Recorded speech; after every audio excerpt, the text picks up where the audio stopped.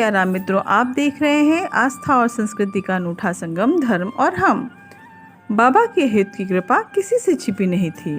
देवराहा बाबा सरकार की सभी जीवों पर सम अवस्था, सम कृपा और समदृष्टि रहा करती थी। बात है सन 1982 की।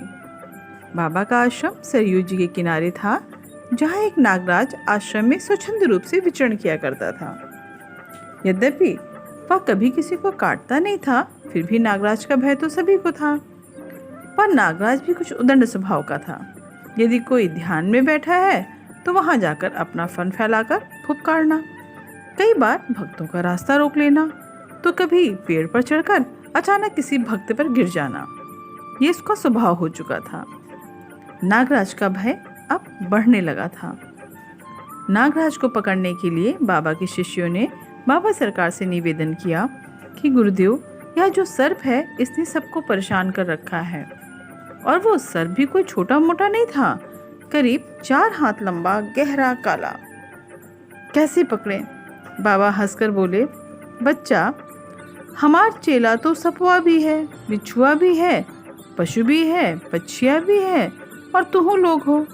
अब हम तो का कैसे बोलें कि तू के पकड़ कर मार दो या दूर ले जाकर छोड़ दो? वैसे बच्चा, ये हमार चेला है तो हार लोगन के गुरु भाई होए। अब उदंड हो गया है तो पकड़बे करोगे। शिष्य बोले, महाराज, हम लोगों ने बहुत सांप पकड़े हैं, पर ये न जाने कैसा सांप है जो पकड़ में ही नहीं आता। जैसे उसे पकड़ने चलो न जाने कहाँ गायब हो जाता है। बाबा बोले, देखा बच्चा, पकड़ सका तो पकड़ा। अब जब गुरु की आज्ञा मिल गई तो सभी शिष्य मिलकर योजना बनाने लगे कि आखिर से पकड़ा कैसे जाए। आश्रम में फंदा, चिमटा, घड़ा जो भी मिला तैयार कर लिया गया कि अब जैसे ही वह सर्प दिखे उसे तुरंत पकड़ लिया जाए। एक दिन एक बिल में वह आधा घुसा हुआ था कि एक शिष्य की नज़र उस पर पड़ी।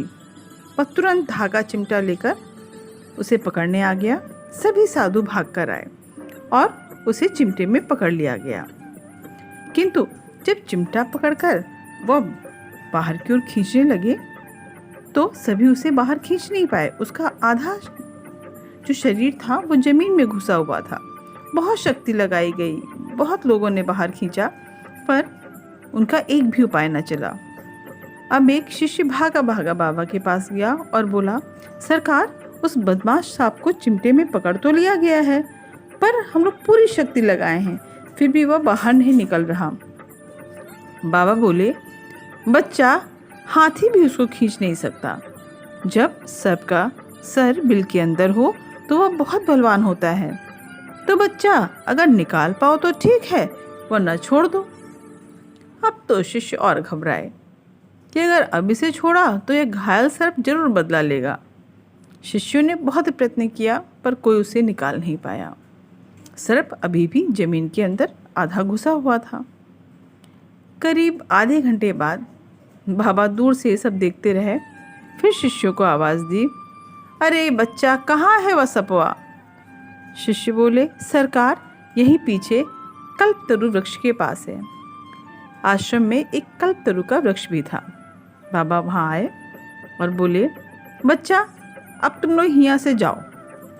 और बाबा ने वहाँ जाकर न जाने क्या बुदबुदाया कि वह सर धीरे धीरे पीछे सरकता हुआ बिल से बाहर आ गया। उसके शरीर में चिमटे लगे थे, वह घायल था। बाबा सर्प से बोले, हे बच्चा, अब तो हार आविद पूरी हो गई, अब तो यहाँ से जा बच्चा, तोहरे कारण यहाँ सबके परेशानी बा। जा, तुम्हें मैं वन में स्थान देता हूँ। फिर बाबा ने अपने शिष्यों से कहा, ओ बच्चा, अब जैसन मन हो वैसन इसे पकड़कर घड़े में डाल के ले जाओ। अब तुम्हें यह कभी परेशान नहीं करेगा। बच्चा, तुम लोगों के कारण मैंने इसे आदेश दे दिया है, अब यह वन में ही रहेगा, इधर नहीं आएगा। सर्प फन फैलाकर चुपचाप कातर दृष्टि से बाबा को देख रहा था और बाबा भी उसकी तरफ से दया दृष्टि से उसकी ओर देख रहे थे। शिष्यों ने जब यह देखा तो वे दुखी हुए और उन्होंने बाबा सरकार से कहा, बाबा, अगर यह हमें तंग नहीं करता तो हम कभी ऐसा नहीं करते। आश्रम में तो नाना प्रकार के सांप बिच्छू रहते हैं, ये भी रहता। फिर शिष्य उस सर्प से बोले, यदि आप बाबा की बात समझते हैं तो हमारी बात भी सुने। आप बस हम लोग की बात मान लें, हम लोगों के साथ मिलजुल कर बाबा की सेवा में रहें तो हमें कोई दिक्कत नहीं होगी। सर्प ने जोर से फुफकार मारी। बाबा हंसे और बोले, इसने तुम लोग की बात स्वीकार कर ली है, अब इसे स्वतंत्र कर दो। शिष्यों ने उस सर्प को स्वतंत्र कर दिया और अब वह बड़ी शांति से आश्रम में रहने लगा।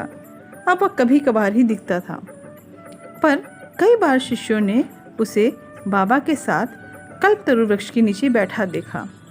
जब शिष्यों ने कभी कारण जाना तो बाबा ने कहा, चुप हो जा बच्चा, वह हमसे दीक्षा लेने आया है।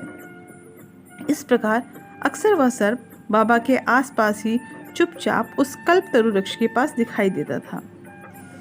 इस प्रकार हम देखते हैं कि बाबा के शिष्य मनुष्य ही नहीं वरन सर्प, बिच्छू, यक्ष, गंधर्व, पेड़ पौधे भी थे। बाबा की अहेत की कृपा किस पर हो जाए कोई नहीं कह सकता। आपको हमारी यह जानकारी कैसी लगी? अगर अच्छी लगी तो चैनल को लाइक करें और सब्सक्राइब करें।